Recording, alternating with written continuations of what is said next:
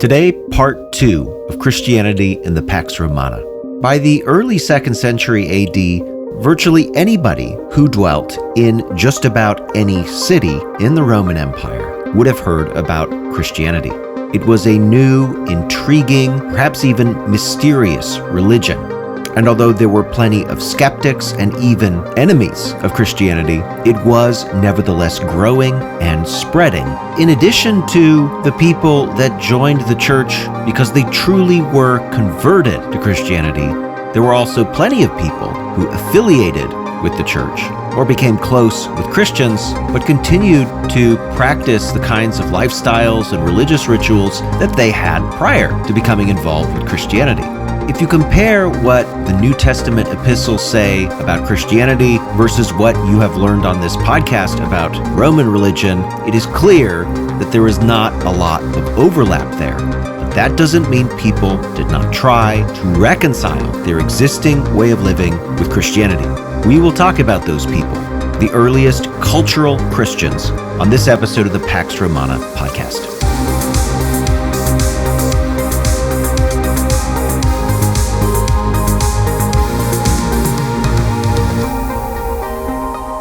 Episode 62, Christianity in the Pax Romana, Part 2. Before I get too far along into today's topic, I want to acknowledge a book that was very helpful, not only in bringing this subject to my attention, but collecting some examples that I myself found very helpful when putting together this podcast. And this is the book, Cultural Christians in the Early Church by Nadia Williams. I recommend you check it out, give it a read. Nadia also has an accompanying set of video lectures that I recommend checking out also. One of the things that we see very clearly in the New Testament Gospels and epistles is the exclusive claim of Christianity that Jesus is God's only Son and the only way to God, that one is not to worship Christ and also worship other gods.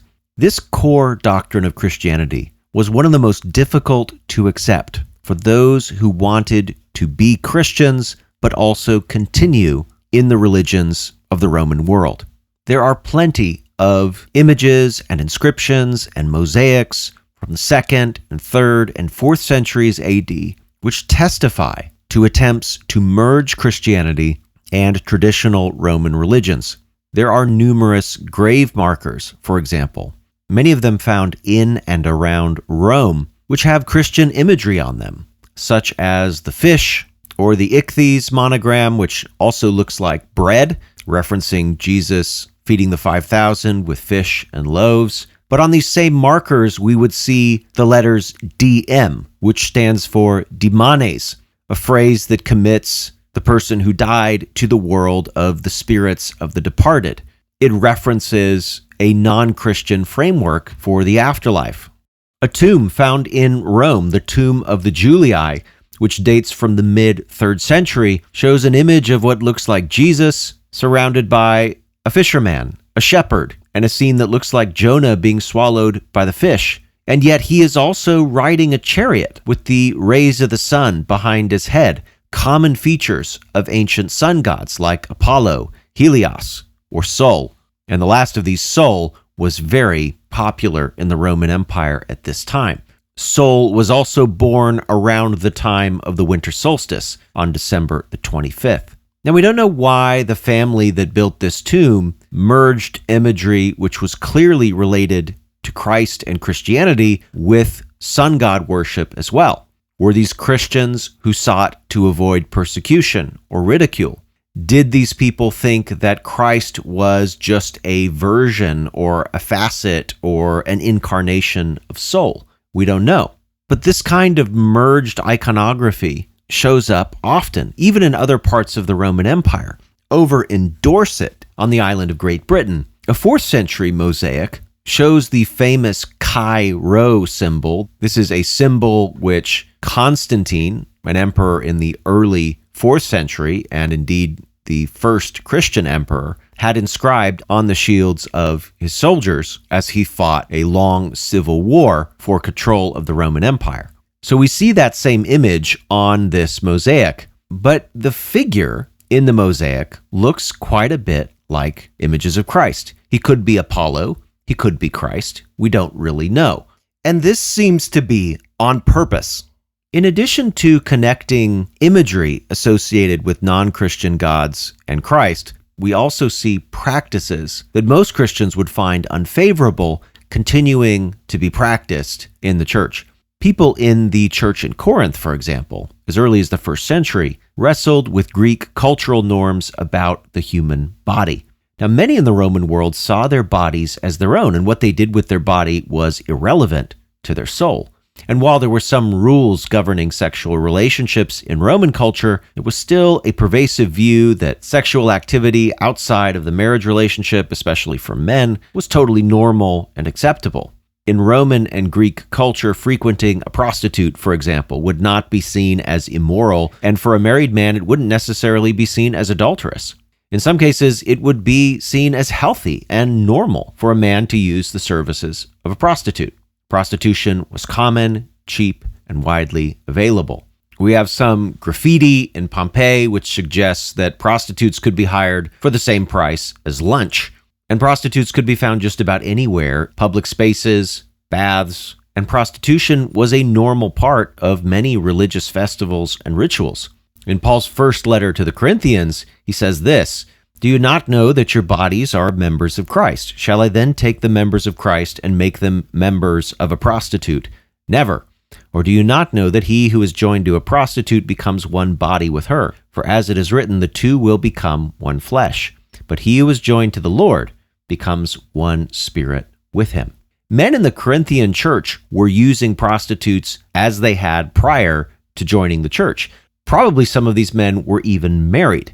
But what Paul says is his own teaching and what we see in established scripture in the Old Testament, adultery, fornication, these are clearly not permitted. And Paul confronts this issue quite directly. Sexual immorality disgraces an individual. It disgraces the larger church body. A relationship with a prostitute is not meaningless. It's not casual. It's actually an act of joining. But Christians are the bride of Christ. They are in union with Christ already. So the Christian body is not his or her own. And this is a radically different view of the human body and of sex than we see in the broader Greco-Roman culture at the time. And it was clearly an ongoing issue of friction, both for those who wished to join the church and also even for those who had already joined the church. Another issue which I brought up in the last episode of this podcast, episode 61, was the issue of joining the Roman military. During the Pax Romana, as we have already covered on episodes 44, 45, and 46, all on the Roman military, the empire had a volunteer army, and it was a professional army. Therefore, it was a choice whether a man enlisted in the military. So why did so many people go into the legions? Well, for many in the Roman world, a career in the military offered a route out of poverty and into citizenship, perhaps even into a healthy retirement, maybe even some land. All of these things were not easy to achieve on one's own. The economy of the Roman Empire simply did not have the kind of opportunities for rapid upward mobility that we see in modern economies. But there were some costs to joining the military, especially prior to the age of Septimius Severus. And we talked about Septimius's military reforms on episode 60. But prior to those reforms, soldiers were not allowed to marry. They were not allowed to have legitimate children. Of course, many soldiers still had long-term relationships with women, and they had children, but these children were not legally their legitimate children.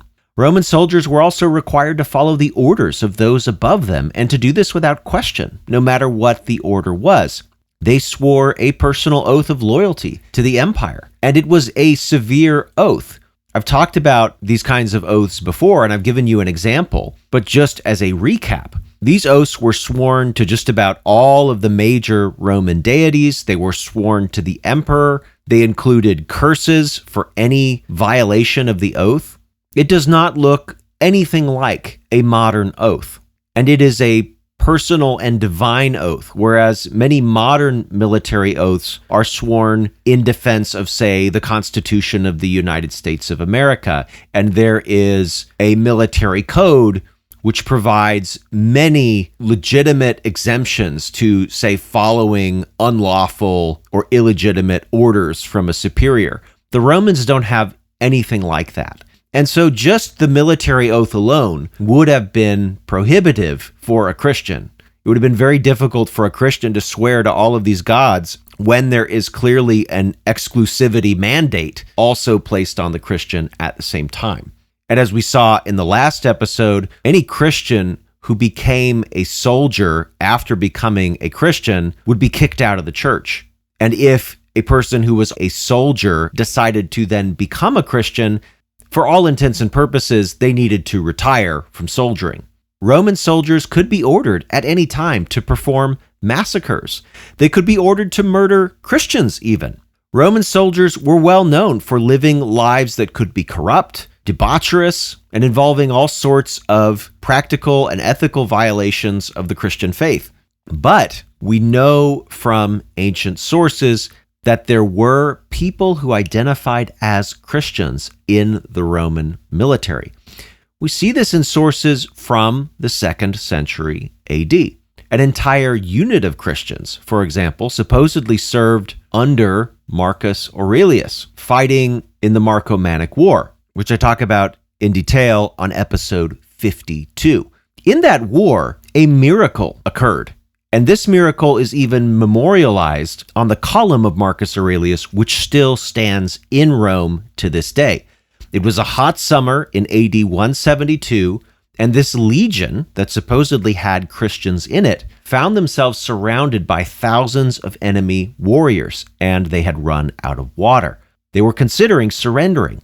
But the Christians in the legion were told by some sources, prayed for deliverance. A storm came, they filled their helmets and shields with water, and the enemy, who were highly superstitious, viewed the storm and the lightning and the hail that evidently struck some of them as unfavorable omens, and they ran off. This account survives in a portion of Cassius Dio's Roman history. We don't know if it was later edited. Some Christians claim that this rain miracle was due to prayers to the Christian God.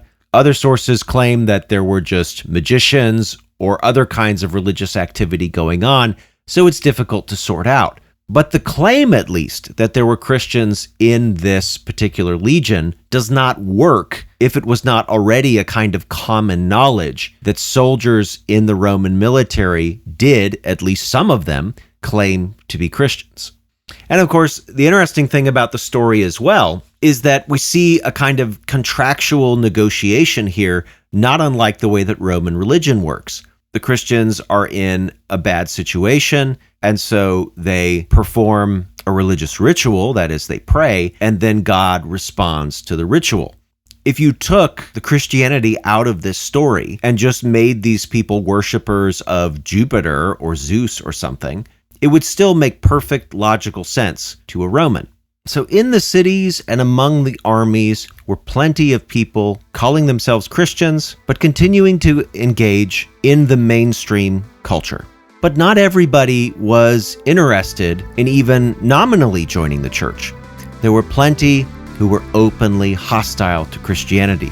And on the next episode, we will talk about those defenders of Christianity, the apologists, men like Tertullian, who lived in North Africa, one of the parts of the Roman world that experienced fierce persecution as the Pax Romana was ending. What were the principal accusations against Christians, and how did Christian apologists defend their faith? We will examine these issues and more on the next episode of the Pax Romana podcast. Thanks for listening to the Pax Romana podcast. For more information, including a list of primary sources and further reading, check the show notes. Music by Red Productions and Exocore. Follow Professor Colin Elliott on X at ProfCPE or email colin@paxromanapodcast.com. Listen to more episodes on Spotify, Apple Podcasts, or just about anywhere podcasts are available. Stay tuned for the next episode of the Pax Romana podcast.